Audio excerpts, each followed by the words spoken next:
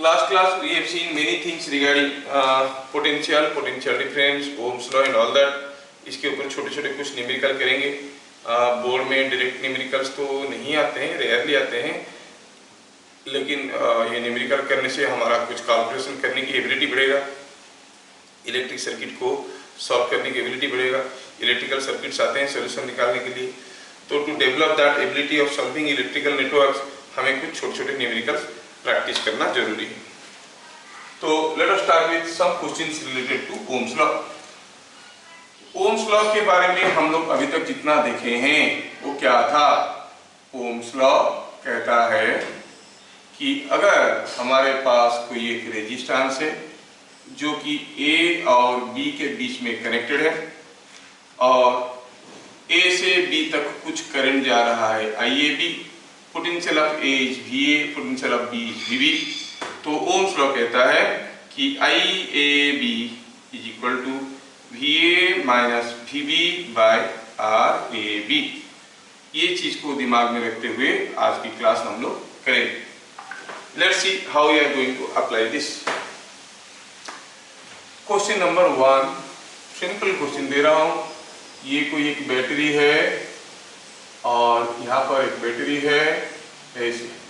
This point is A, this point is B, this is 1 ohm, this is 2 ohm, this is 3 ohm, this is 6 volt, this is 10 volt, and here is a current of 5 ampere passing. In figure shown,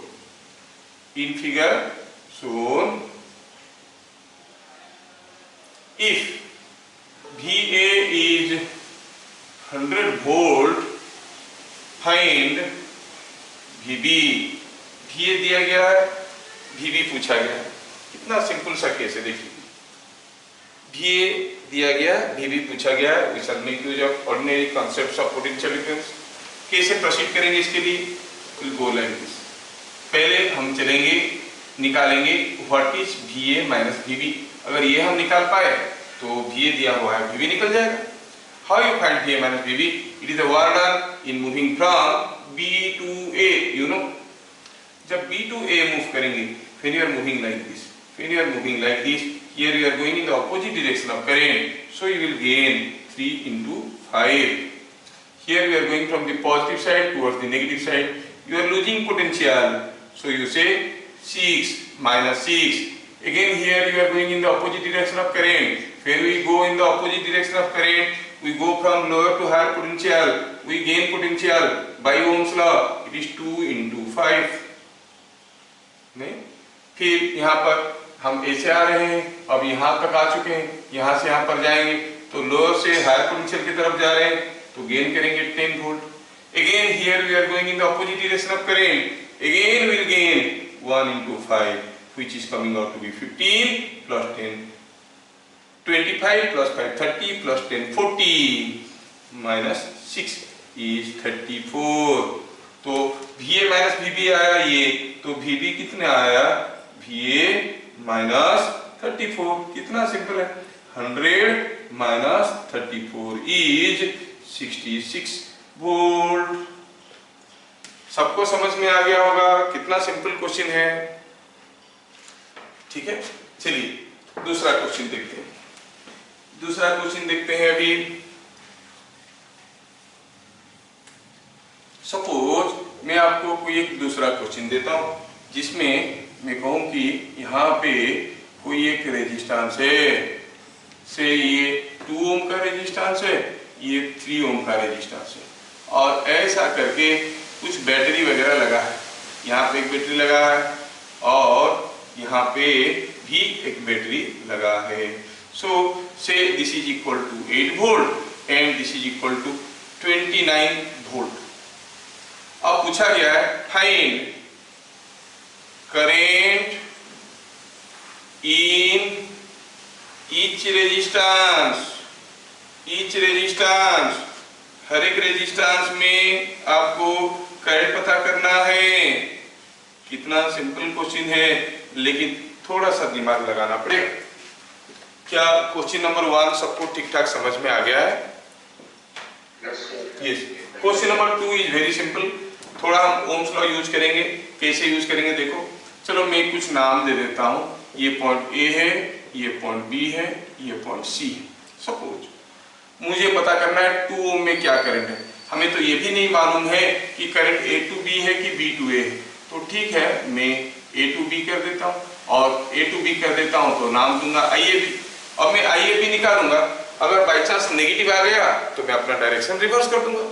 अगर positive आया कहूंगा कि हाँ current is from A to B. Negative आया तो IAB is negative means IBA is positive, B to A current जा रहा है, ऐसे कहेंगे। सिमिलरली यहाँ पर जो करंट होगा, चलो इसको नाम देते हैं आईबीसी। अब हम सीधे सीधे ओम्स लॉ यूज करने वाले हैं। हमें निकालना है आईएबी और हमारे पास फॉर्मूला क्या है, VA minus VB by RAB। नहीं, VA minus VB means warden is moving from B to A, B से A तक जाना है। किधर से भी आ सकते हैं, I can come this way, I can come this वे। लेकिन इधर से अगर आऊंगा तो इधर तो मुझे करंट मालूम नहीं है ना, so I can not find out, I have to go this way. अगर इधर से मैं आता हूँ क्या पोटेंशियल डिफरेंस पता चल जाएगा? हाँ, करंट नहीं चाहिए मुझे, ये ऐसे आ रहा हूं तो नेगेटिव से पॉजिटिव में गया, so I am gaining 8 volt और पहुंच गया ए पे। What was RAB? RAB is 2 ohm, that means 4 ampere of current is flowing in this 2 ohm resistor. Is that clear? अभी अगर हमें निकालना है व्हाट इज आईबीसी, आईबीसी कैसे निकालेंगे? आईबीसी बाय फॉर्मूला क्या हो जाएगा, VB minus BC by RBC। VB minus VC is the water in moving from C to B, C से B तक किसी भी रास्ते में आ सकते हैं। चलो मैं कुछ ऐसा रास्ते में आना चाहता हूँ जिस रास्ते में जाने से मैं पोटेंशियल डिफरेंस पता कर पाऊंगा।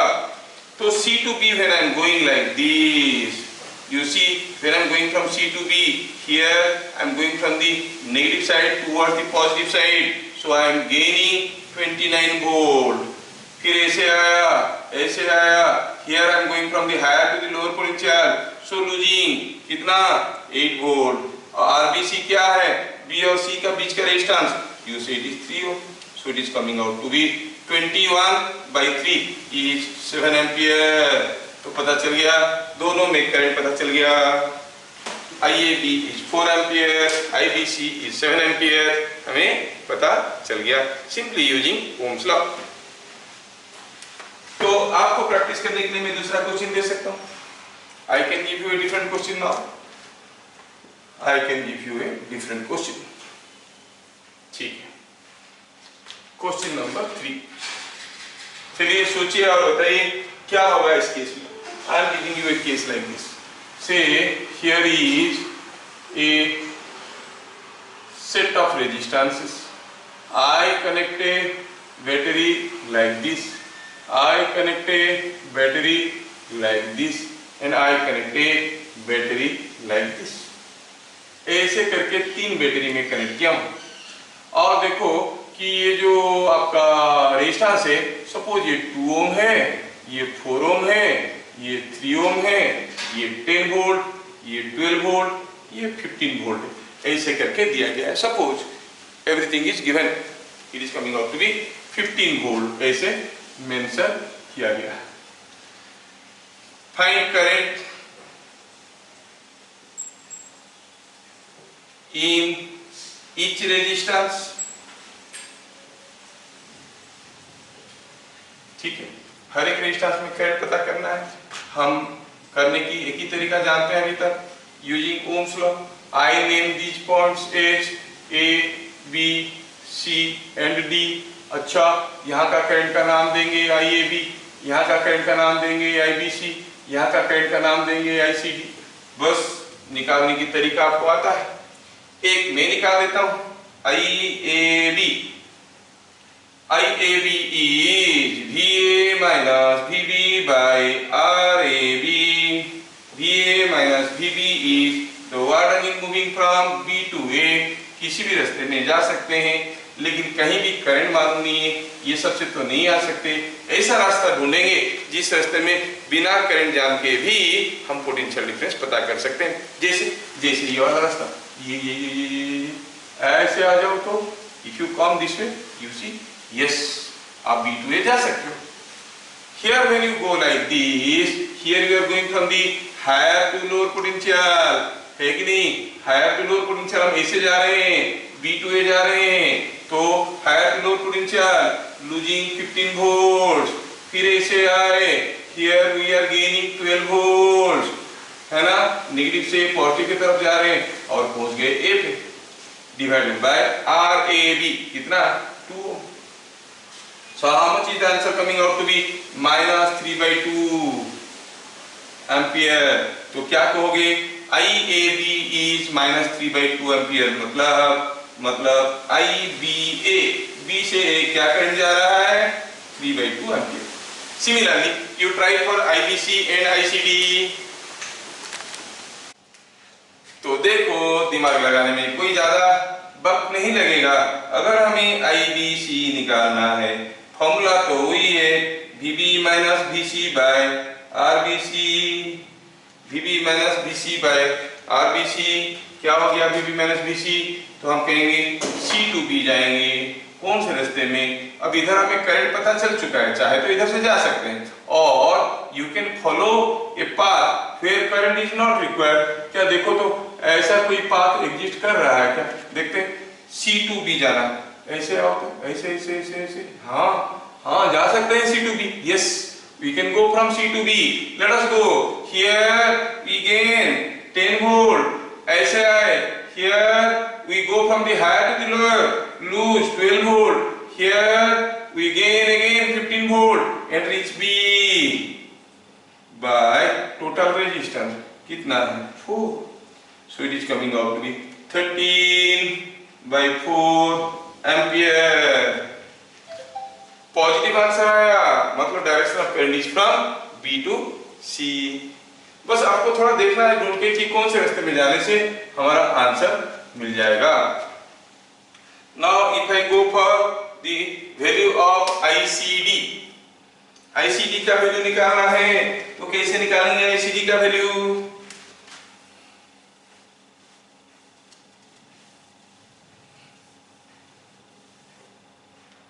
ICD का वैल्यू कैसे निकालेंगे? ICD is VC minus VD by RCD. VC minus VD is the water is moving from D to C. When I move from D to C, here I gain 12, here I gain 12, and then again I lost. I go from the higher to the lower. मैं D से निकल के C में आ रहा हूँ, तो loss किया हूँ 10 वोल्ट। रेजिस्टेंस कितना है? 3 ओम, so it is 2/3 एम्पियर। तीनों करंट हमें पता चल गया। सो ओम्स लॉ का एप्लीकेशन ज्यादा कुछ टफ नहीं, बस आपको दिखना चाहिए कि चीजें क्या है कैसे है, वो समझ में आ गया तो काम बन जाएगा, है ना? अगर आपका ये काम बन गया है तो मैं आपको एक छोटा सा क्वेश्चन देता हूं, बस ये देखने के लिए कि कितना जल्दी आप लोग कर सकते हो। ये हो गया, मैं मिटाता हूं इसको। I go for question number 4। I go for question number 4। Question number 4 में मैं एक सिंपल सा सर्किट आपको दे रहा हूं। यहाँ है कोई बैटरी ऐसा, यहाँ पे है कोई दूसरा बैटरी जो ऐसे गया है, मतलब जंप करके गया है, they are not connected here. यहाँ पर है कोई तीसरा बैटरी 10 वोल्ट, 12 वोल्ट, 18 वोल्ट और 2 ओम, 3 ओम, 4 ओम। कोई अगर पूछेगा what is current in each resistance, find current in each resistance. देखने में कितना खूंखार लगता है, लेकिन है नहीं उतना खूंखार, क्योंकि हम लोगों के पास तो नेसेसरी तकनीक्स अवेलेबल है। क्या आप लोग इसके आंसर को फटाफट बता दोगे? मैं खाली नेमिंग कर देता हूं, ABBCCD, and I want to know the values of IAB, IBC जो कि नेगेटिव भी आ सकता है, और ICD। ये 3 वैल्यू मुझे चाहिए। कोशिश करके देखिए तो बस सीधे सीधे फॉर्मूला लगाना है, ओम्स लॉ का यूज करना है और आंसर निकालना है। It's not a difficult thing, you can do. तो सिंपल है, अगर हमें ये सर्किट में पूछा गया है आईबीसी, आईएबी, आईबीसी, आईसीडी, तो फॉर्मूला के तौर पे आईएबी होता है VA minus VB by RAB, मतलब हमें B2A मूव करना है। B2A मूव करने के लिए हमें रास्ता ढूंढना पड़ेगा। ये ऐसा गया है, मतलब this is a jump wire, this two wires are not connected here, तो B2A जाना है। अगर मैं इधर से जाऊं तो गेन किया 18, गेन किया 10 और पहुंच गया, so it is 18 plus 10 by RAB is coming out to be 14 ampere. Satyam Singh microphone of करके थप्पड़ खा सकते हैं क्योंकि गलत किए थे। IBC is VB minus VC by RBC। C2B जाना है, C2B जाना है, किधर से जाए, इधर से जा सकते हैं, नहीं करें मालूम नहीं, ऐसा कुछ करते हैं। C2B जाने के लिए late us go like this, like this, like this, like this, like this, like this, like this, वापस। हाँ, गेन किए 12, लॉस किए 10, लॉस किए 18, गेन किए 10, लॉस किए 12, लॉस किए 18, पहुंच गए। रेजिस्टेंस कितना है 3, so it is coming out to be 30 minus 10, it is minus 30 plus 10 is minus 20, minus 20 by 3। कैसे सबका आंसर अलग अलग आया था, फिर से मेरा, हाँ ये तो minus 20, हाँ बोलो।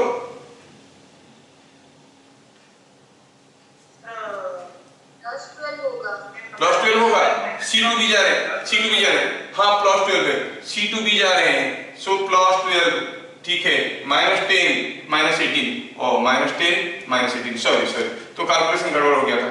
Minus 28 plus 12 is minus 16 by 3 ampere, मतलब ICB is 16 by 3 ampere. Ohm's law का यूज से ही हम लोग कर रहे हैं, देखो। Now I left out with the third, ICD is VC minus VD by RCD. VC minus VD is the wiring moving from D to C. D to C किसी भी रास्ते में हम जा सकते हैं। कैसे जाएं? D to C ऐसे चले जाते हैं, ऐसे गए तो गेन किए 10, लॉस किए 2, गेन किए 10, लॉस किए 12 बाय रेजिस्टेंस कितना है 4, इट इज माइनस 2 by 4 और माइनस हाफ एम्पियर, मतलब I from D to C is half ampere. देखो यहां तक सबको समझ में आ गया। ओम्स लॉ कितना सिंपल है, लेकिन कभी कभार जो कुछ इन ओम्स लॉ से बनता है, अगर आप इसको किसी दूसरे तरीके से करने बैठ गए तो धुआं निकल जाएगा। There are other methods to solve network, but then you must intelligently see that this question can be solved using Ohm's law। तो आंसर फटाफट मिल गया, it is हाफ एम्पियर। ठीक है, ये हमें समझ में आ गया। चलिए नेक्स्ट क्वेश्चन देखते हैं। चलिए अब हम एक इंपॉर्टेंट लॉ देख लेते हैं, that is Kirchhoff's current law. Kirchhoff's law आते हैं, किरचॉफ्स करंट लॉ।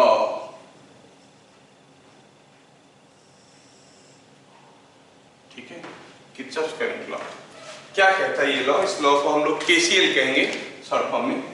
पहले लॉ का स्टेटमेंट लिख लेते हैं। This law is on the basis of conservation of charge, मतलब चार्ज के neither be created nor be destroyed। ये उसका बैकग्राउंड है, इस बैकग्राउंड पे ये लॉ खड़ा है। क्या कहता है ये लॉ? लॉ का स्टेटमेंट लिखते हैं, फिर समझाने की कोशिश करेंगे। स्टेटमेंट कहता है लॉ का, algebraic sum of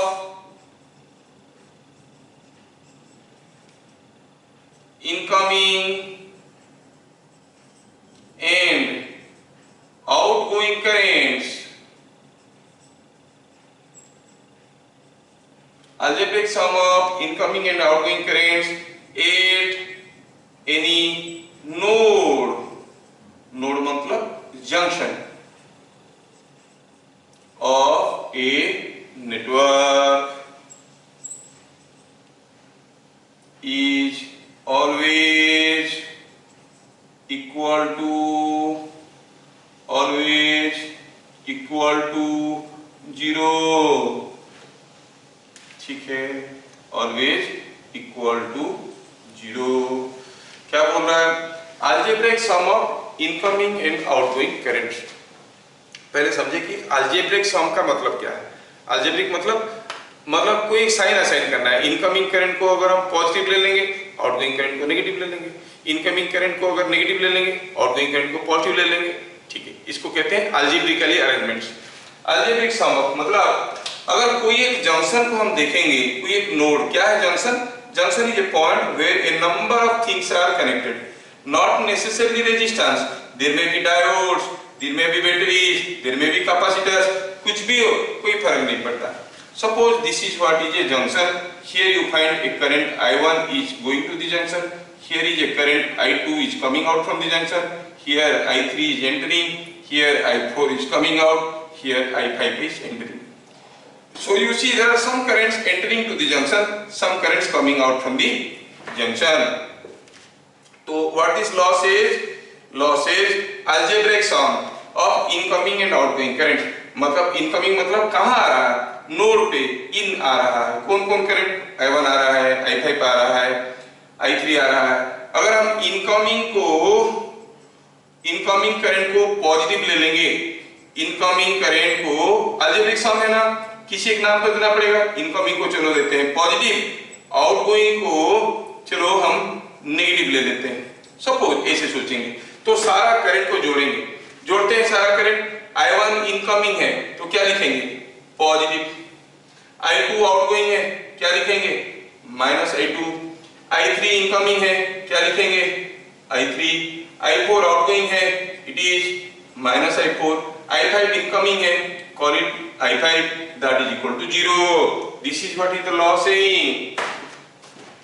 ये लॉ यही कह रहा है कि इनकमिंग और आउटगोइंग करंट को अलजेब्रिकली जोड़ेंगे तो मतलब होगा 0, ठीक है। अब सेम चीज को हम कहेंगे कि इसको चाहे तो हम ऐसे लिख सकते हैं ना, ऑल पॉजिटिव करंट को एक साइड लिखेंगे I1 plus I3 plus I5। इसका मतलब हुआ I1 plus I3 plus I5 is equal to I2 plus I4, ठीक है। I2 और I4 को दूसरे तरफ ले ली तो क्या देख रहे हैं हम? Incoming current I1 I3 I5 क्या था? They are all incoming current. Net incoming current is equal to net outgoing current. बाहर कौन जा रहा है? Outgoing current कौन है?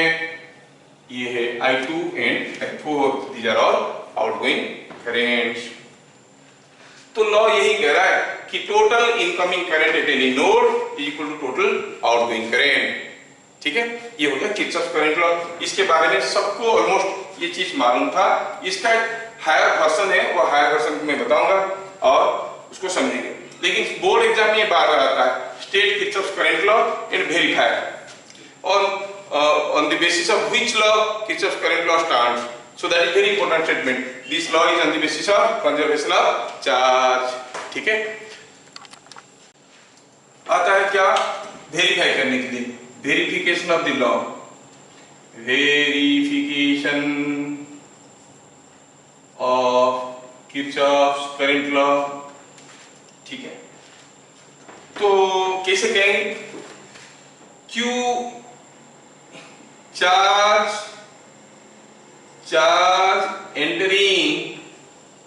entering the node in t seconds is equal to Q in। ये नोड में कितना चार्ज आ रहा है? कौन ला रहा है? ये ला रहा है, ये ला रहा है और I3 ला रहा है। t सेकंड में कितना चार्ज लाएगा? is equal to I1t plus और कौन ला रहा है? I5 ला रहा है, I3 ला रहा है, तो हम कहेंगे I3t plus I5t। Charge outgoing from node, charge outgoing from node in t seconds is q out। कितना चार्ज बाहर जा रहा है, बाहर ये करंट जा रहा है, चार्ज लेके जा रहा है, ये भी चार्ज लेके जा रहा है, ये t सेकंड में कितना चार्ज लेगा I2 into t, और I4 कितना लेगा I4 into t। now after writing like this you have to write by law of conservation of charge, you know charge can neither be created nor be destroyed।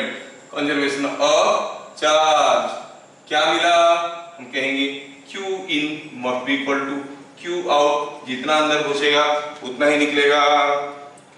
क्या मतलब हुआ, मतलब हुआ I1t plus I3t plus I5t is equal to I2t plus I4t। t cancels out either side, you find I1 plus I3 plus I5 is equal to I2 plus I4। हाँ, कितना simple law है। Systematically इसलिए लिख रहे हैं क्योंकि board में आता है तो लिखना पड़ता है। ओके, अब ये लॉ का हायर वर्जन क्या है हम लोग समझने की कोशिश करेंगे, जो आपकी बुक में नहीं दिया है। ठीक है, इसका हायर वर्जन क्या है, let us point number 4। Point number 4 क्या कह रहा है, पॉइंट नंबर 4 में I am talking about some hidden points in this not available in your book. क्या KCL is also applicable, KCL मतलब Kirchhoff's current law, applicable to any part of a network।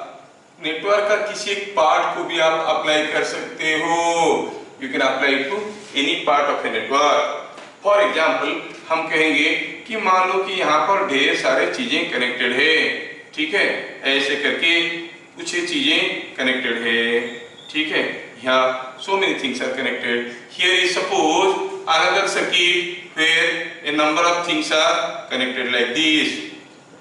ठीक है, यहाँ पर भी ढेर सारे चीजें कनेक्टेड है।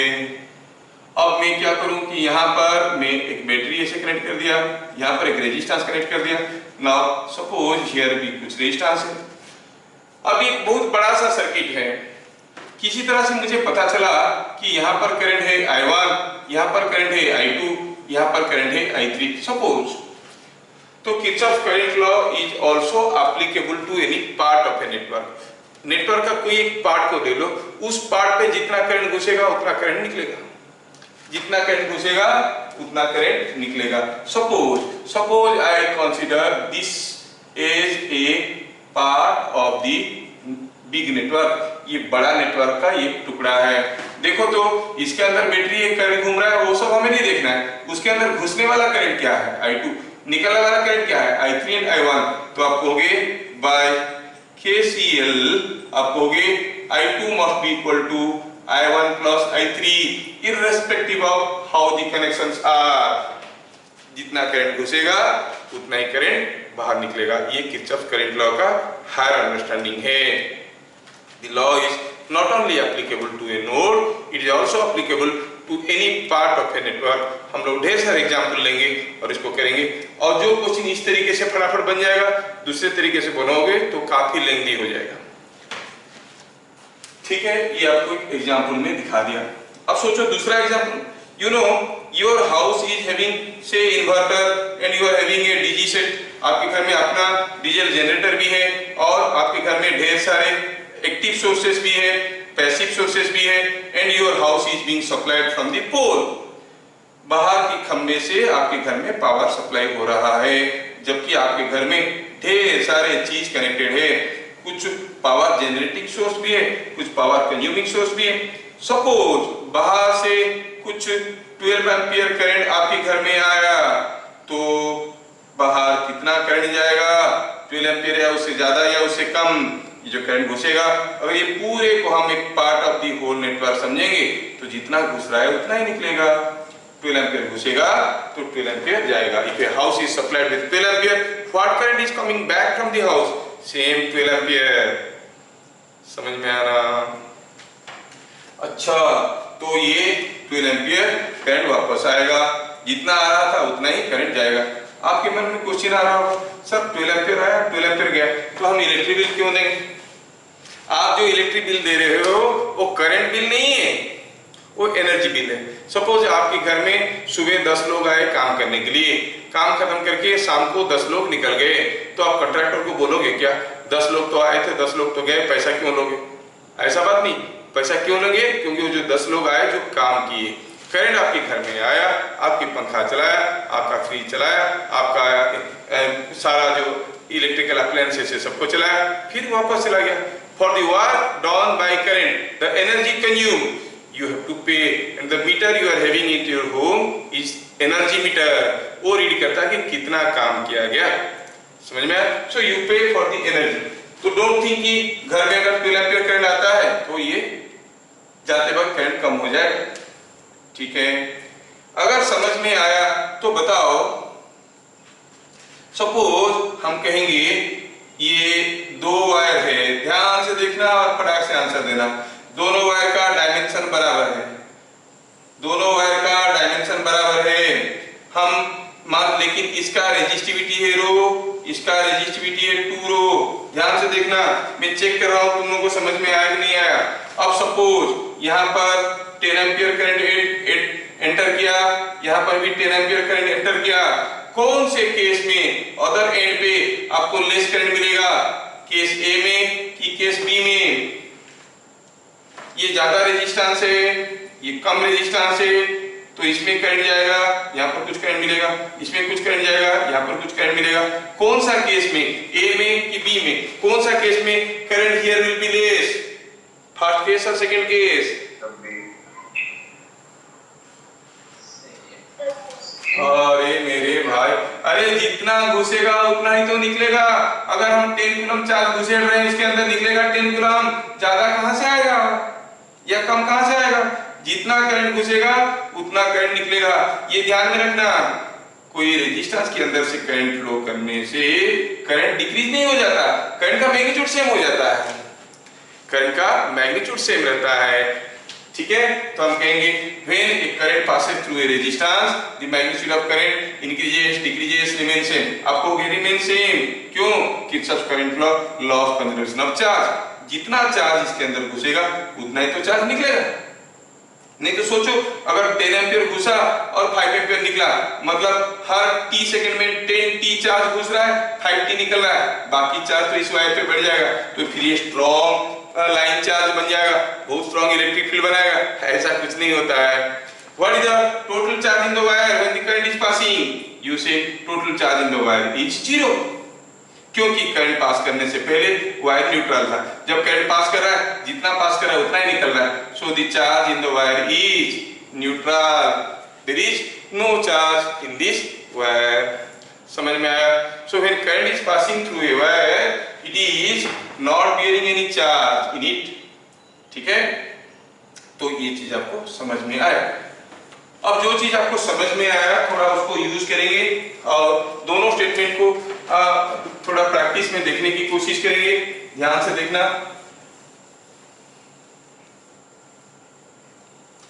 एक एग्जांपल लेते हैं। सपोज हम कहेंगे ये कोई एक सर्किट है, ये ऐसा है, ये ऐसा है, ये ऐसा है, ऐसे करके सर्किट दिया गया है, ठीक है? ऐसे करके सर्किट दिया गया। सपोज दिया है कि यहाँ पर 12 एम्पीयर करंट जा रहा है, यहाँ पर 4 एम्पीयर करंट जा रहा है, यहाँ पर 3 एम्पीयर करंट जा रहा है, यहाँ पर से 6 एम्पीयर करंट जा रहा है और यहाँ पर 1 एम्पीयर करंट आ रहा है, ऐसे करके दिया है, ठीक है? और यहाँ पर कुछ x करंट जा रहा है, कितना करंट है x का वैल्यू हमें मालूम नहीं है। और तो सपोज ऐसे here the current is something like 6 ampere है, ठीक है? इसको 7 एम्पीयर ले लेते हैं। The current here is 7 ampere. Just a minute, ये हो गया 7 ampere.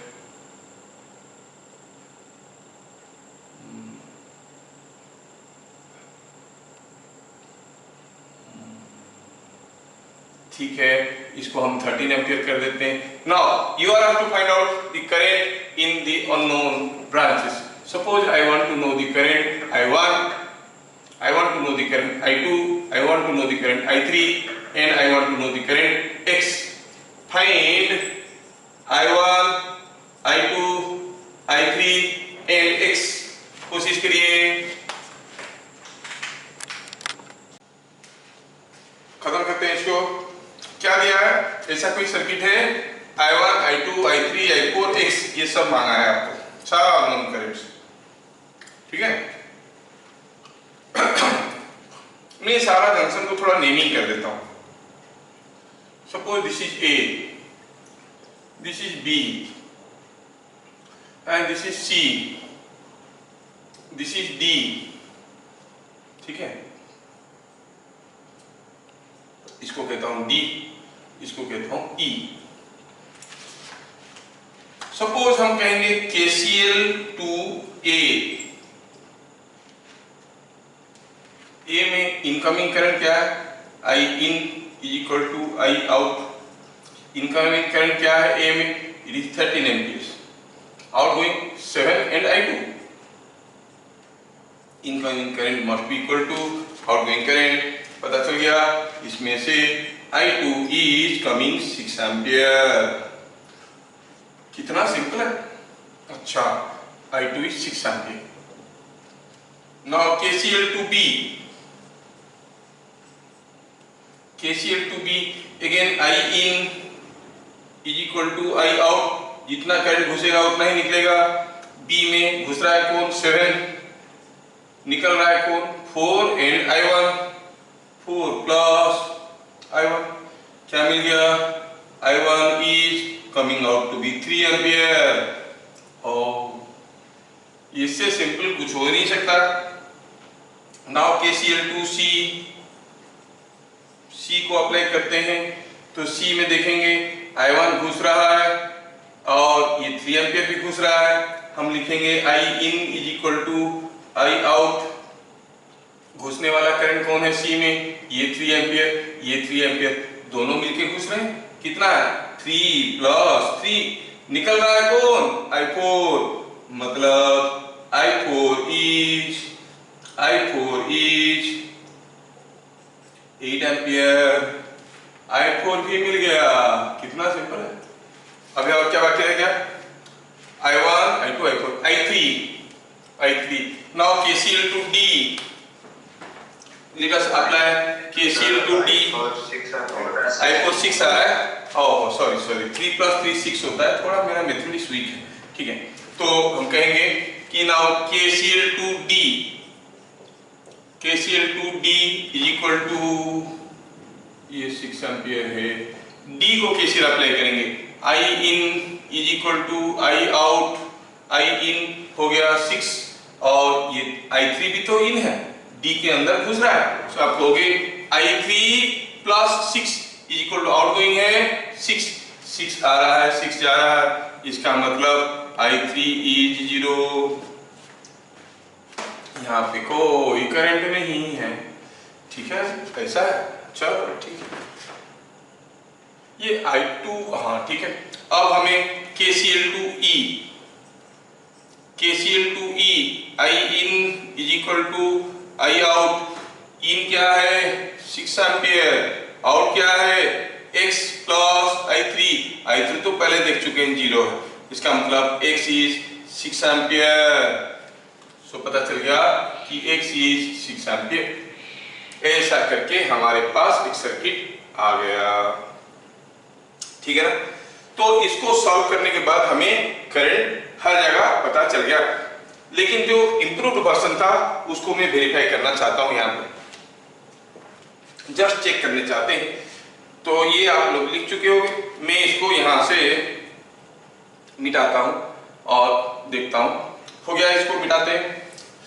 Now I want to redraw the circuit here. See here the circuit. ये सर्किट ऐसे था, ऐसे गया, ऐसे गया, ऐसे आया, ये आया, ये इधर गया, ये इधर गया। यही तो था सर्किट।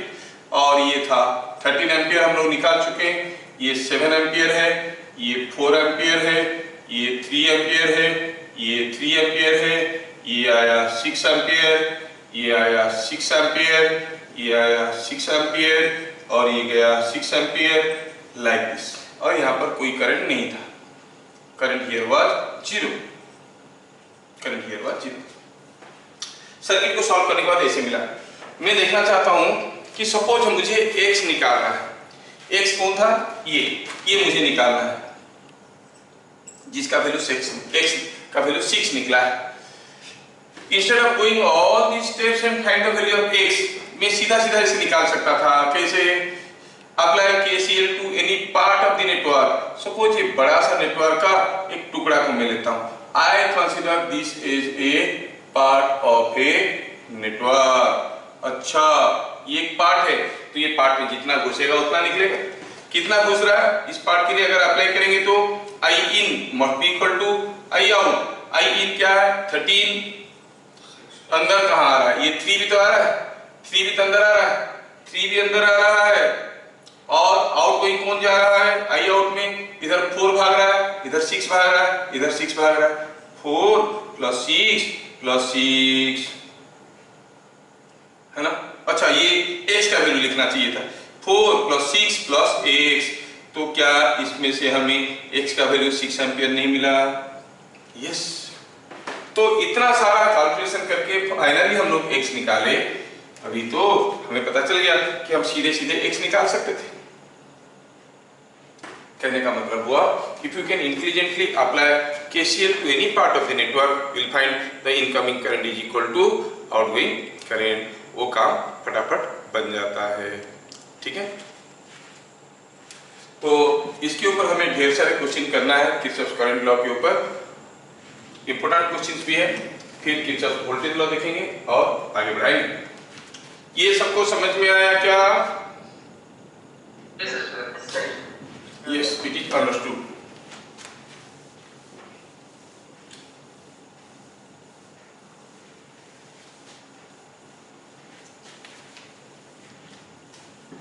ठीक है,